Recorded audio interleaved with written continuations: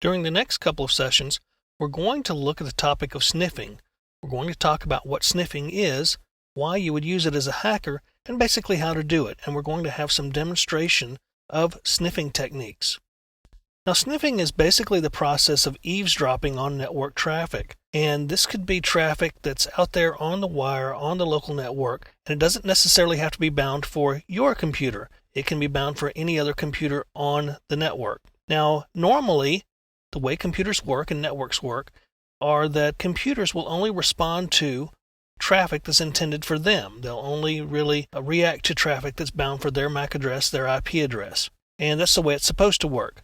Now, you can also cause your network card to look at and process all traffic across the network. And this is called promiscuous mode.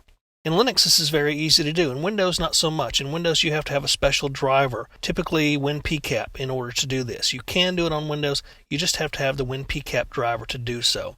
So we're going to use a sniffer here in a moment in Linux, and I'll show you how to put the network card in promiscuous mode because it's not there by default.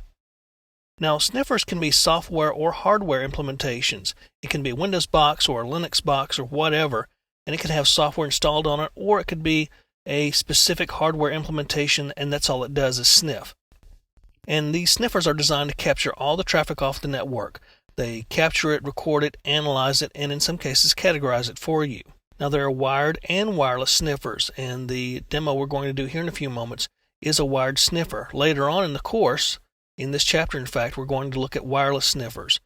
And as I said, sniffers can be both for Linux and for Windows. Now, you have popular sniffers that are out there, but Wireshark's probably the most popular one that most people use for wired networks.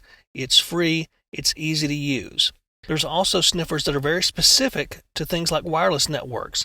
AirCrackNG is a very good suite of tools that are specifically targeted at wireless networks, and there is a sniffer built into that as well. TCP dump comes with Linux, and it's kind of a rudimentary type of sniffer. Basically, it records traffic off the Ethernet interface. Now, sniffing is very effective against clear text protocols, and I'm talking things like HTTP, FTP, Telnet, DNS, and so forth. Anything that doesn't encrypt.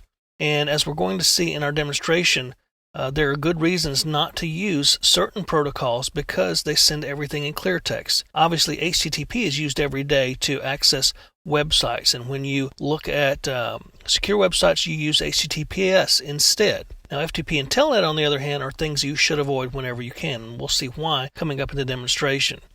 So sniffing is very effective against clear text protocols. It's not very effective against protocols such as SSH, SSL, and so forth, IPsec, HTTPS. Anything that you use to encrypt over a protocol is not going to be effective in terms of sniffing it.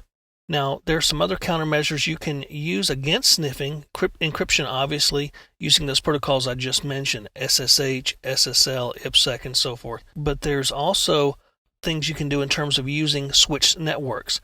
Switched networks really thwart sniffing because they only allow the host to see and sniff the traffic that's on its own subnet, obviously, but also between it and the switch. So there are ways around that. You can flood the switch and cause it to act like a hub and send everything out every port. But that can be a little bit more difficult. In some cases, almost impossible if the switch is configured properly and securely. So we're going to go ahead and take a look at sniffing. We're going to set up a few boxes, 3 boxes, a CentOS box, a Windows box, and a backtrack box that's actually going to sniff traffic.